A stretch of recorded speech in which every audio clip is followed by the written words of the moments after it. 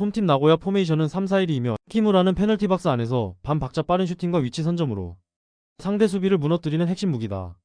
모리는 중원에서 압박과 탈압박 모두에 능하며 순간적인 전진 패스로 공격 템포를 올려주는 조율자 역할을 한다. 이즈미는 측면에서 폭발적인 스피드로 상대 라인을 흔들고 컷인을 통해 박스 안 혼란을 만드는 장면이 자주 연출된다.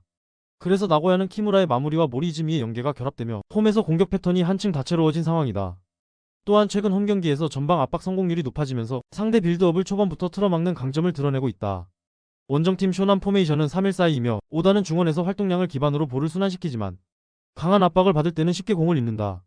스즈키는 제공권 경합과 포스트 플레이에는 강점을 보이지만 연계 속도가 늦어 고립되는 장면이 반복된다.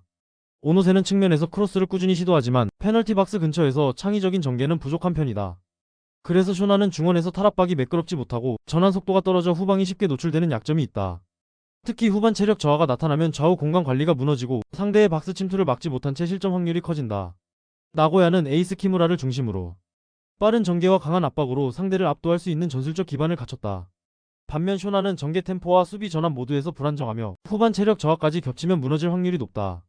결국 홈에서 분위기를 주도하는 나고야가 흐름을 장악하며 승리할 가능성이 크다. 홈팀 도쿄베르디 포메이션은 3-4-3이며 소메노는 측면에서 폭발적인 돌파와 컷인 움직임을 반복하며 상대 수비를 흔든다. 후쿠다는 중원에서 활동량과 템포 조율을 동시에 수행하며 압박 해제와 전환 속도에서 중요한 역할을 맡는다. 메시노는 전방에서 결정적인 슈팅 타이밍을 가져갈 수 있지만 압박 강도가 높아질 때 세밀한 마무리에서 기복을 드러낸다. 그래서 도쿄베르디는 볼 점유율을 통해 경기를 안정시키려 하지만 수비 전환 시 뒷공간이 열리며 위기 노출이 잦다. 또한 측면과 중앙 사이 간격 유지가 완벽하지 않아 순간적으로 공간을 허용하는 장면이 반복되는 약점이 있다. 원정팀 오카야마 포메이션은 3-4-3이며 이치미는 문전 침투 타이밍과 득점 감각이 날카로워 공격의 최전선에서 확실한 존재감을 드러낸다. 아타루는 중원에서 왕성한 활동량으로 수비 차단과 공격 연결을 동시에 담당하며 경기의 중심축으로 기능한다. 후지타는 좌우 전환 패스와 볼 운반 능력으로 팀 전체의 리듬을 살리며 세밀한 연계 플레이에서 강점을 보여준다. 특히 이 세 명은 톱 리더의 바퀴처럼 맞물려 유기적인 공격 루트를 형성하며 짧은 패스와 빠른 움직임으로 상대 블록을 흔든다. 압박을 받는 순간에도 한 박자 빠른 전개로 찬스를 창출해내며 득점의 결정적인 기회를 꾸준히 만들어내는 팀이다. 오카야마는 세 명의 주축이 만들어내는 콤팩트한 패턴 플레이로 상대 블록을 무너뜨릴 수 있는 힘을 갖췄다. 반면 도쿄베르디는 점유율 운영에 비해 수비 간격 유지와 뒷공간 관리가 미흡하며 압박 강도에 따라 경기 흐름이 흔들린다. 결국 이 매치는 공격 완성도와 응집력에서 앞서는 오카야마가 승부를 결정지을 가능성이 높다. 특히 후반 체력 싸움까지 고려하면 오카야마 쪽의 승리 기대값은 더 크게 다가온다. 홈팀 요코하마 FC 포메이션은 3-4-3이며 루키앙은 제공권을 활용해 포스트 플레이를 시도하지만 박스 안에서의 결정력이 부족하다. 주앙 파울루는 하프스페이스 침투를 통해 연계를 도모하지만 순간적인 템포 전환이 매끄럽지 못하다. 오구라는 기동력으로 측면을 공략하지만 크로스의 정확도가 떨어져 실효성이 낮다. 특히 공격 전개에서 단조로운 패턴이 반복되며 상대가 중원을 봉쇄할 경우 대안이 사라지는 모습이 잦다. 수비 전환 시 뒷공간이 벌어지고 후반 체력 저하로 수비 간격 유지가 무너지는 약점도 분명하다. 결국 요코하마 FC는 공격과 수비 모두 뚜렷한 불안 요소가 공존하는 팀이다. 원정팀 니가타 포메이션은 4-4-2이며 하세가와는 속도를 활용해 상대 뒷공간을 공략하지만 슈팅 마무리에서 정확성이 떨어진다. 마테우스 모라이에스는 중원에서 볼을 오래 소유하며 빌드업의 중심 역할을 하지만 전방으로의 직선적인 패스가 부족하다. 시라이는 넓은 활동 반경으로 경기를 풀어나가지만 박스 근처에서는 영향력이 제한적이다. 니가타 역시 공격 루트가 지나치게 단조로워 상대 수비 입장에서 예측이 쉬운 흐름을 보인다. 원정에서는 템포가 느려지고 전방 압박 강도가 떨어지며 교체 자원 활용에서도 반전 카드가 부족하다. 이로 인해 니가타 또한 장기적인 흐름에서 경기 주도권을 확실히 쥐기 어려운 구조다. 양팀 모두 전방 공격에서의 마무리가 아쉬운 흐름을 보이고 있어 득점 기대치가 낮은 매치업이다. 특히 교체 자원 부재와 단조로운 전술 패턴은 경기 후반까지 답답한 전개를 이어가게 만들 공산이 크다. 결국 루즈한 공방 속에서 90분을 채우며 무승부가 가장 현실적인 결말이 될 가능성이 높다. 홈팀 세레소 오사카 포메이션은 4-2-3-1이다. 나카야마는 왕성한 활동량으로 중원을 휘저으며 끊임없는 압박과 전환 플레이의 중심축 역할을 한다. 루카스 페르난데스는 폭발적인 스피드와 드리블을 통해 측면에서 돌파와 컷인을 동시에 시도한다. 카가와 신지는 여전히 경기 흐름을 읽는 감각이 뛰어나며 박스 근처에서 결정적인 패스를 만들어내고 있다.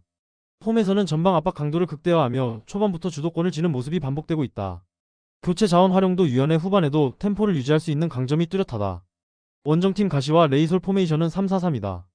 3백을 기반으로 안정적인 수비 블록을 유지하면서 역습 전개에 초점을 맞추고 있다. 야마다는 날카로운 킬 패스로 빠른 공격 전환을 주도하며 카키타는 순간적인 스피드로 뒷공간을 파고든다. 고이즈미는 중원에서 공격과 수비를 잇는 역할을 하지만 압박 강도가 높아지면 쉽게 흔들리는 단점이 있다. 경기 후반으로 갈수록 뒷공간 노출과 수비 집중력 저하로 실점하는 장면이 잦다. 교체 자원의 질과 활용폭 역시 홈팀에 비해 부족한 편이다.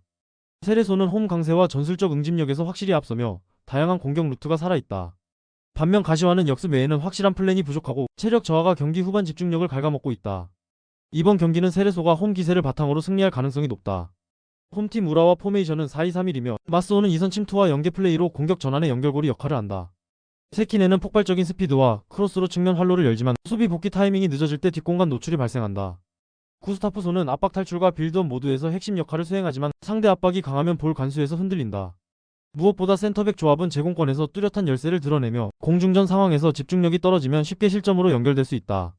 최근 경기에서도 세컨드 볼 대응이 불안정해 세트피스와 크로스 장면에서 불필요한 실점 빌미를 자주 내주고 있다. 원정팀 가시마 포메이션은 4-4-2이며 스즈키는 높은 타점의 제공권 장악과 문전 마무리 능력으로 확실한 무기를 보유하고 있다.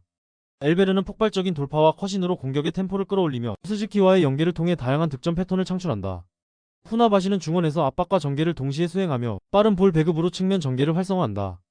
특히 가시마의 풀백 라인은 크로스를 꾸준히 공급하며 스즈키의 머리를 적극적으로 활용하는 전술적 루트를 반복해 상대 수비를 흔든다. 후반 교체 카드 역시 제공권 활용에 최적화되어 있어 경기 막판에도 꾸준히 득점 기회를 이어갈 수 있다.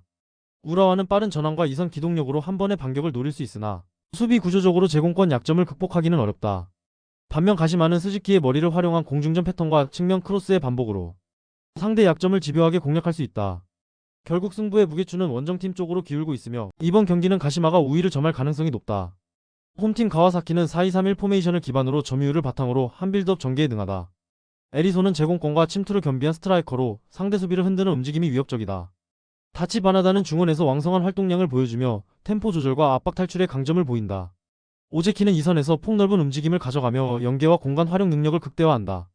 특히 가와사키는 미드필더 라인에서 수적 우위를 점하며 점유율을 안정적으로 확보하고 전방 압박 전환이 날카롭게 이어진다. 후반으로 갈수록 점유율 기반의 운영은 상대 체력을 빼앗으며 공격 루트를 더 다양하게 만들 수 있다. 원정팀 FC 도쿄는 4-4-2 포메이션으로 단단한 블록을 형성한 뒤 빠른 전환 플레이로 역습을 노린다. 나카가와는 폭발적인 스피드와 드리블로 측면 공간을 흔들며 공격의 활로를 찾는다. 다와라치 미다는 후방 빌드업에서 안정적인 패스 배급으로 중심축 역할을 담당한다. 코이즈미는 왕성한 활동량을 바탕으로 압박과 연계 모두에서 헌신적인 플레이를 보여준다. 하지만 수비와 미드필드 간격이 벌어지면 후방 빌드업이 쉽게 끊기며 단조로운 공격 패턴이 반복되는 약점이 드러난다. 특히 경기 후반에는 압박 강도가 떨어지며 수비 블록의 집중력이 흔들리는 장면이 자주 나온다. 가와사키는 중원에서의 우위와 다양한 전술 루트를 앞세워 공격 템포를 끌어올릴 수 있다. 특히 에리손과 오제키의 전방 움직임은 FC 도쿄 수비를 지속적으로 흔들며 찬스를 창출할 것이다. 반면 FC 도쿄는 빌드업 안정감과 공격 패턴에서 한계가 드러나며 후반 체력 저하까지 겹칠 수 있다. 결국 경기 전체를 종합했을 때 가와사키가 주도권을 완전히 잡고 홈에서 승리를 챙길 가능성이 높다.